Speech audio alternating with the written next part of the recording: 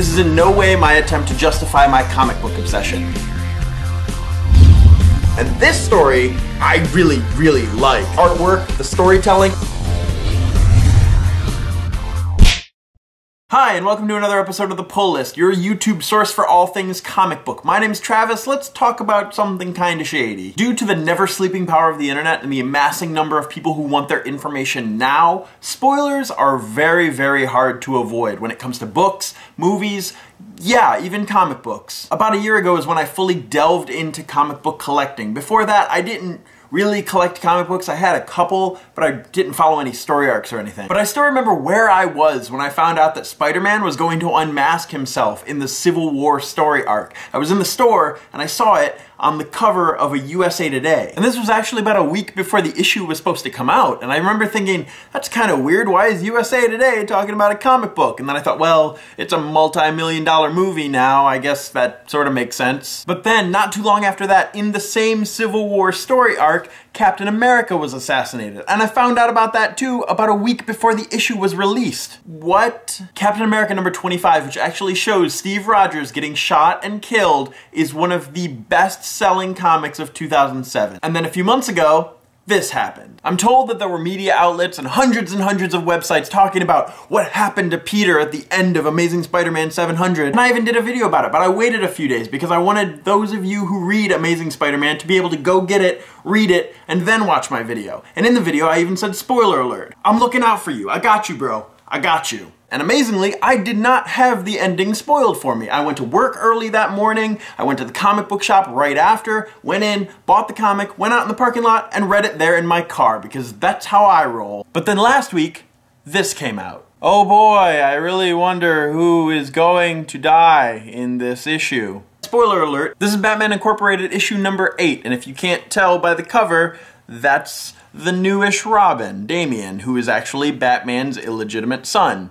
And he dies in this issue, obviously. But the thing is that DC leaked information about this issue to news outlets way before the release date for the comic. DC distribution sold out 2 weeks before the comic was supposed to be released. And a lot of comic shops didn't even know that that was the content of the comic, and they completely under-ordered. So they sold out really quick. For my own curiosity's sake, on the Wednesday that issue came out, I called about 15 different comic shops around noon. None of them had it. They were all sold out. Most of them were sold out before they even opened their doors. Then I scrolled through some completed eBay listings on my phone. $25 that issue was going for the day that it was released. It's a $2.99 comic, and they were going for about $25 to $30 on eBay on the day it was released. Like I said, places were so understocked. Was this ethical of DC to do, releasing information about this issue way before the issue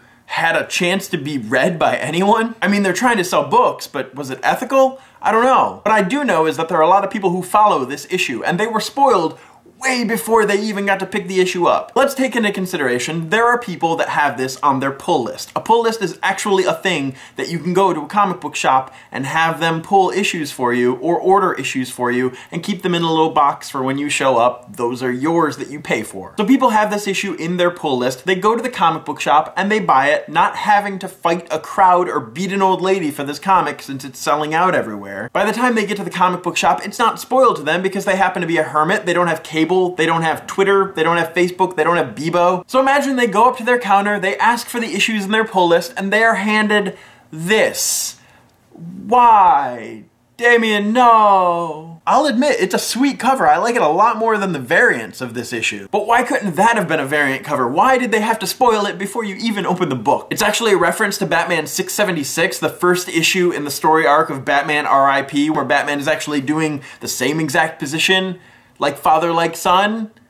Too soon? It seems to me like the only way to avoid spoilers nowadays with this internet and news culture that we have with the media and the information going as fast as it is to just avoid the internet and all news outlets until we read our comic books and see our movies? But is that really fair to the fans? I don't know, I'd love to hear what you guys think. And also, what's something that was majorly spoiled for you before you got a chance to read or watch it? This is actually a really tricky question because people aren't really gonna want to read the comment section because they won't want to be spoiled for things that they haven't watched or read yet, Snape kills Dumbledore. I beat you to it. I knew you were gonna post that. I beat you to it. Oh, and thank you for fueling my comic book obsession. I will see you tomorrow. Bye.